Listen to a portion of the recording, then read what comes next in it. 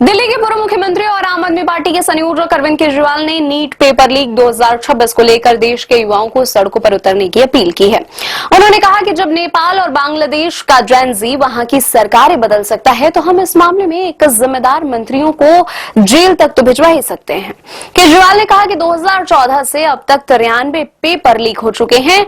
6 करोड़ से ज्यादा युवाओं का भविष्य बर्बाद हो गया है। सबसे ज्यादा पेपर लीक उन राज्यों में हुए हैं जहां भाजपा की डबल इंजन सरकार सत्ता में है। राजस्थान, उत्तर प्रदेश, उत्तराखंड और गुजरात में पेपर लीक हुए हैं और वहां सभी जगहों पर भाजपा की सरकारें हैं। उन्होंने सवाल किया कि क्या यह महज इत्तेफाक है।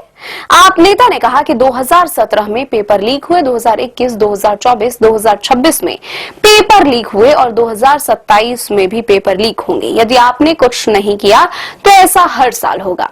उन्होंने कहा कि इस बार भी नीट का पेपर लीक का मुख्य केंद्र राजस्थान है, जहां भाजपा की सरकार है। केजरीवाल ने सवाल किया कि क्या सारे पेपर लीक में इनके नेता शामिल हैं या सरकार को इनको संरक्षण है, या फिर इनके नेता ही पेपर लीक करवा रहे हैं।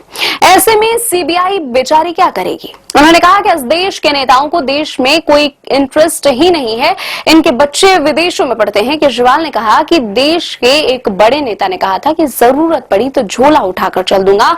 मैं और आप तो झोला उठाकर नहीं जा सकते, हमें तो देश में ही रहना है, इसलिए देश को बचाना भी हमें ही है। मेरा आपसे सवाल है कि क्या ऐसा ही चलेगा या कुछ करना है।